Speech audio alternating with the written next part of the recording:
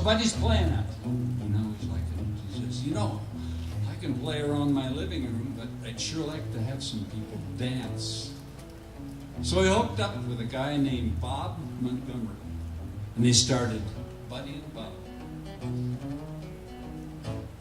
They'd play for PTA meetings. I played for PTA meetings. They played for a sale in the parking lot at the grocery store. How about the local county fair, or the radio station, everything. In fact, I remember talking with one of the crickets, and I asked him kind of a question relating to that, and he says, we'd play for the opening of a pack of cigarettes. So what did they play at those dances? Well, Buddy liked Hank Williams. The news is out all over town that you've been seen running round. I know that I should leave, but then I just can't go. You win again. Oh, that ending. We all remember the song, but that ending. Listen to Buddy Holly's introduction to his first song.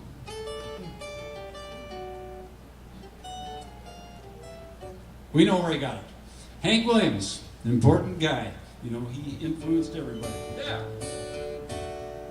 Auntie, are you there? I am, and I would sure like to sing with you or something. Well, I was thinking of you because I just happened to think Hank Williams, yeah, we used to sing. Yeah, yes. We did when you were a little boy. Yep. Yeah, you were. I harmonized with you. Yeah. Are you ready? I'm ready. I'd like to sing with Why Don't You Love Me Like You Used to Do? How come you treat me like a worn-out shoe? My hair's still curly and my eyes are still blue. So why don't you love me like you used to do? I ain't had no loving, a hugging and a kissing in a long, long while. We don't get nearer, further, closer than a country mile. Oh, why don't you love me like you used to do? How come you treat me like a worn-out shoe? My hair's still curly and my eyes are still blue. Why don't you love me like you used to do? Oh, Say, let's take a minute, and I'd like to talk with you a little bit. would you? Oh, sure. We'll sit down here a little bit.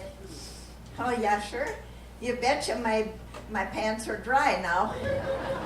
I can sit here with no bright light on me. Yeah, well, I got a couple things I wanted to ask you about. I jotted them down, in fact, Yeah? You know, it's been so long since we've talked. Where do you live now? I've lost contact. Oh, I still live in Snooze Hollow. Oh, you Up do? there, yep, in Hagen Township. Yeah. And you came from the flats country, you know. Yep. I came from the river bottom down there, you know, where we used to swim in the old mill dam. And do you remember my brother taught me how to swim? Oh, I remember your brother. Yeah, I sure do. Yeah, he taught me how to swim. It was really easy to learn how to swim, ladies and gentlemen, but boy, it was tough to get out of the potato sack. That water was deep there. And it was deep, yeah. I know more about that, yeah. I got to help you. Here. Yeah, go ahead then. So aside from that, what are some of the lessons we learned? You learned some lessons, Louie. I'm going to tell them about the lessons you learned. Are you going to? You learned that a bumblebee is much faster than a John Deere tractor. Oh, yeah. I remember that one. He got him right on the end of an ear one time. Yeah. And also that skinny dipping with snapping turtles. Oh, that was serious. That got, yeah. He got 8 stitches. Yeah. You don't want me to tell them about that, I suppose. We'll move on. 8 stitches, yeah. And also, you know, letting the cat out of the bag was a lot easier than putting her back in. Well, you sure got scratched up on that one. That was terrible. Yeah, I was just a kid, though. Yeah, I know. I'm going to tell them all kinds of things about you. Well, we grew up eating lutefisk, didn't we? Yeah, we did. We tried. Oh, my goodness. You know, I taught him the difference between lutefisk and snot.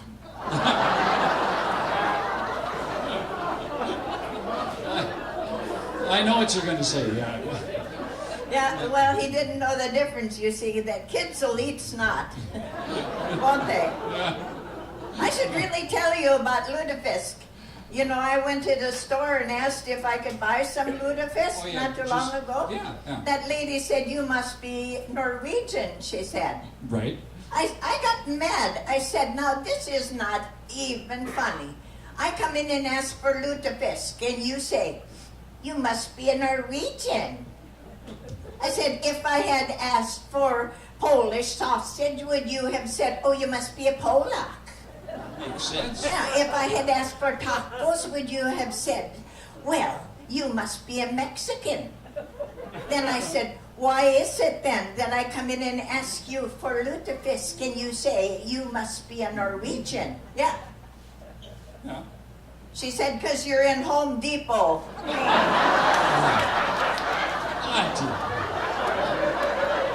You get confused easily. Yeah, she did. That's what happened. Well, I remember you always had something you were working on or doing. Do you still have hobbies? I have lots of hobbies. I sign up for everything, you know, at the Senior Citizen Center. Oh, yeah, And, yeah. Louis, I made such a mistake about a month ago. No.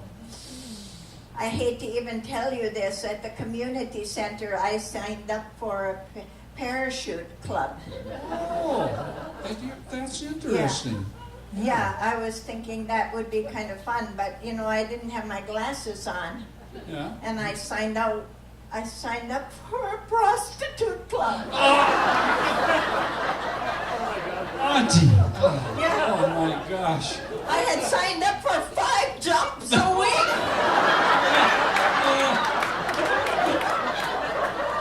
Oh, Auntie. I couldn't stand it. It was so awful. I was so embarrassed. Well, if you're doing all of that, you must be tech savvy, I bet. I am text savvy. Yeah. Yeah, you know, I just finished my text message there when that cop pulled me over. But you know, Louis, I had a really good time with Knut, my husband, because we, you know, I'm the romantic type. And I text him, you see. And I wrote to him, I even brought a copy of it so I could show it to you. Yeah. It says, if you're sleeping, send me your dreams. If you're laughing, send me your smile. Oh. If you're eating, send me a bite. If you're drinking, send me a sip. Oh, if you're crying, send me your tears. Oh, nice. I love you, Knut, I wrote.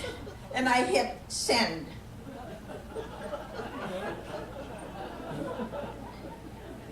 Bling! All of a sudden I got a reply. I'm in the outhouse. Please advise. Inopportune time. Oh.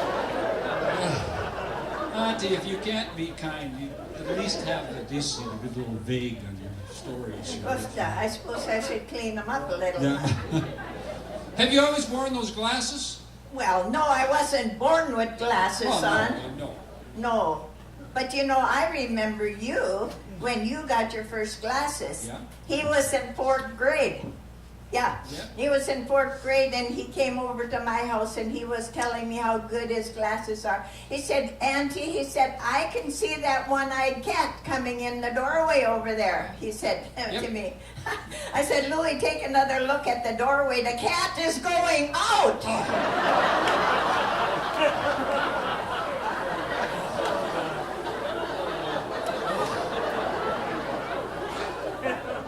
Put me down a notch there. Well, did you and Knut have a bunch of kids, or how many children did you have? Well, one that I know of.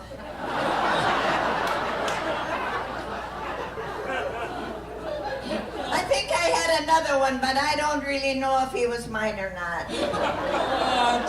Auntie. Oh, you must be tired of the drink. Can I make you a drink? Are you thirsty? You know, I'd like that, but I What's your don't think favorite? you'd like my favorite drink. It's milk of magnesia and 7-Up. It's called a Hurry Up!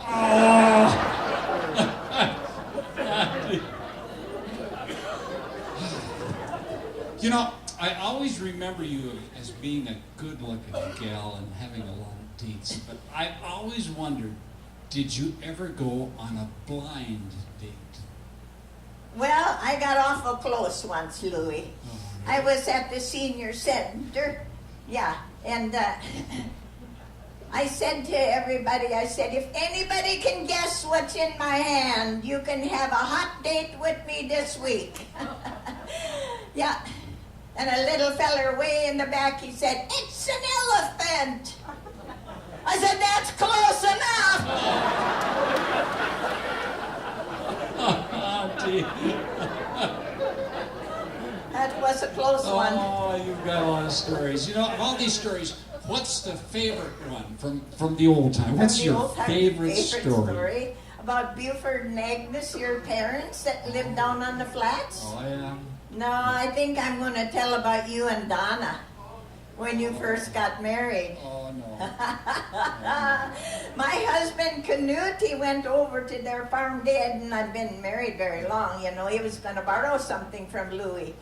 And he heard music coming from the machine shed when he got out of the pickup. Yep. And he Practicing. went over to the machine shed, you know, and he looked in the little knot hole, and there was Louis. He was dancing to the John Deere tractor. Yeah, he was doing the bumps and grinds to that tractor. Like this, and oh, he shook a little there and there. Then he went over and kissed it on the hood. And my husband Canute, he couldn't figure out, he thought he'd lost his mind, you know. He was playing his guitar and singing, and he finally, when he started taking his suspender down, Canute said, I thought I better open the door and see what's going on. So he did. And he said, Louis, what are you doing? And Louis, oh, he jumped, you know, and he was shy. Oh, he said, well, I'm sorry, he said, but you know, I didn't want to tell you this, but Donna and I are having a little trouble in the bedroom. So I went to see Auntie Creamsagan, the marriage counselor. And you know, she said I should do something sexy to attract her.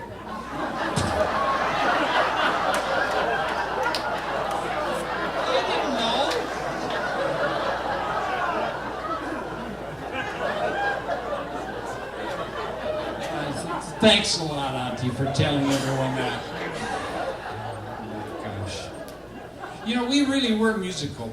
Yeah? Do you still sing music and play it? I do. Do you have a theme song or something? I like do. that? I have a theme song. Would you like to hear Well, it? let's hear the theme song. Oh, it is, if my nose was running money, I'd blow it all on you. Okay. Yeah. If my nose was running money, I'd blow it all on you. Then I forgot the words. Well, at your age, I can understand that. I know it, it's terrible. Yeah. If my nose was running money, you'd have everything you please. Anytime you wanted cash, all I'd have to do is sneeze. Achoo! You'd win the lottery when I'd have a cold or flu. And if my nose was running money, I'd blow it all on you. Sing with me. It's a booger of a problem I've got. Yeah, yeah, yeah. My nose ain't running money. No, it's not. If I were your neighbor, here's just what I'd do. If my nose was running money, I'd blow it all on you. And then Leo, Leo, Leo, Leo, Leo.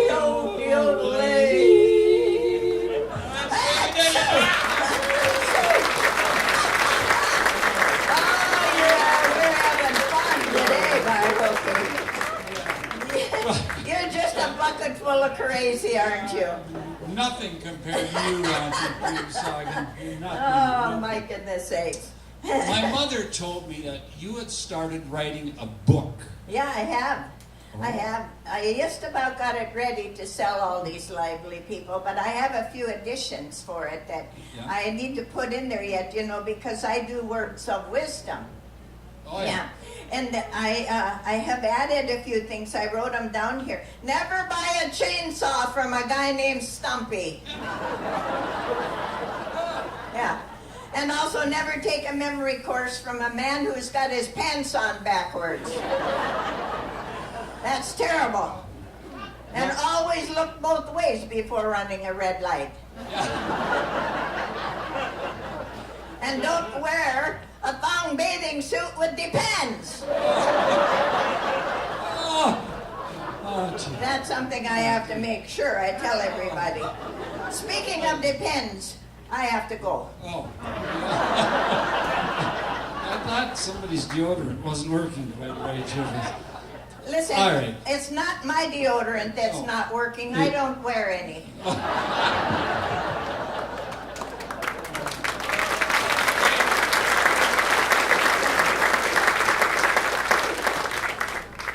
Thank you, Auntie. Oh, that's great. She's got more stories yet, believe me. Oh, where were we here? Okay. Buddy had been playing gigs, and he decided he had to play dances as part of those gigs. So his best friend, Jerry Allison, a drummer, J.B. Malden, a bass player, started a band, which eventually became the Crickets. And they started playing those dance drums. Now, you had to play music that the people wanted that was popular at the time.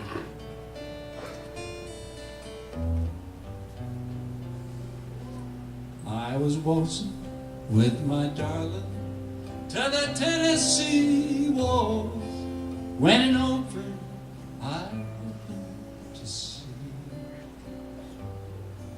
introduced him to my darling, and while they were waltzing, my friend stole my sweet from me. Well, I remember the night and the Tennessee waltz. Now I know just how much I lost. I lost my little darling the night they were playing that beautiful Tennessee waltz.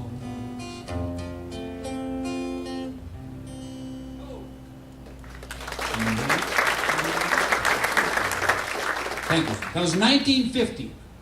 Who's it by? Patty Page, #1 song of 1950. So Buddy's doing those dances. He's playing a lot of different stuff, trying to get different ideas together, writing some of his old songs, or his own songs, I should say. He gets to hear artists coming through from Tennessee. It was kind of along the road on the southern area of the United States. He heard things like Elvis Presley. Elvis Presley had a guitar player named Scotty Moore, who had a little different style. Now remember, Buddy went through this style, he went through this style, he went through this style. Now he's at this one. And the difference is he's using some fingers. It's got that little bounce to it, and that's what attracted Buddy Holly. They got a job opening for Marty Robbins. If you know this, you gotta help me out. A white sport coat and a pink carnation. I'm all dressed up for the dance. A white sport coat and a pink carnation.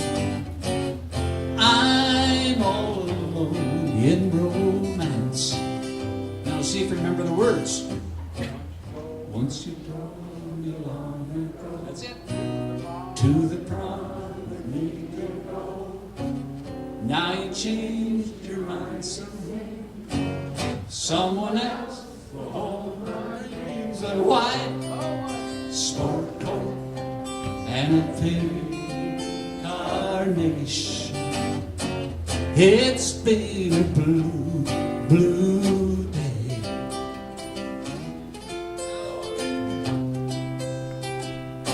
Wasn't that a great tune? Oh, that's ultimate. You know, they're all nothing but love songs. Remember that. They're just love songs. Most of them love songs of our youth. And that's why we remember them. So Buddy went to Nashville after that. Marty Robbins' manager loved what he did for that opening act, and he got him a recording contract in Nashville. He went over and recorded that song and opened with blue days, black nights, blue tears keep on falling.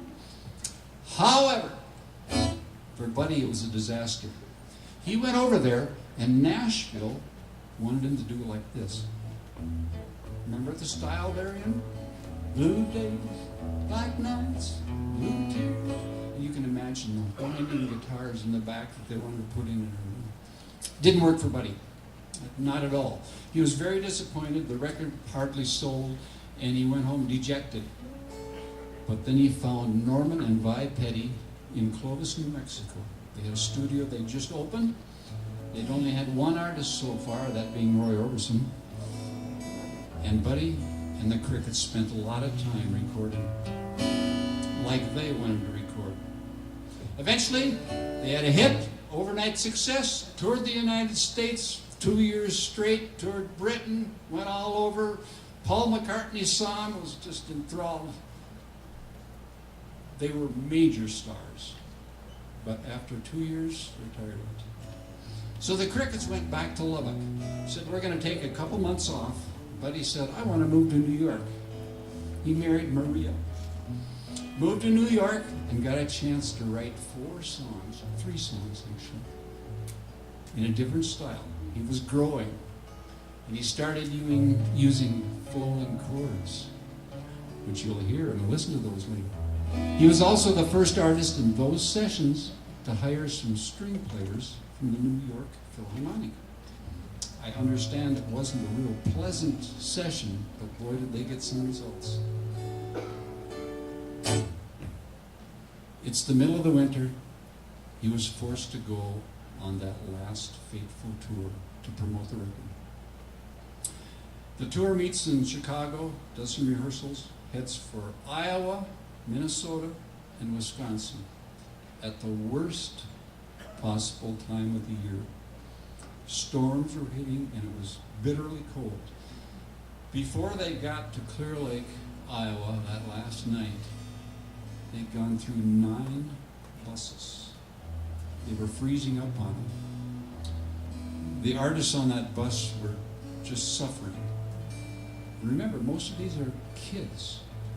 Richie Valens was 17 years old, and his mother had to send him a coat. He'd forgotten a winter coat. He called his mother. She had to send him one. Now think of your 17-year-old sending him off on this tour with some rock and roll crazies. They weren't crazy in those days. What a terrible thing to have happen to them.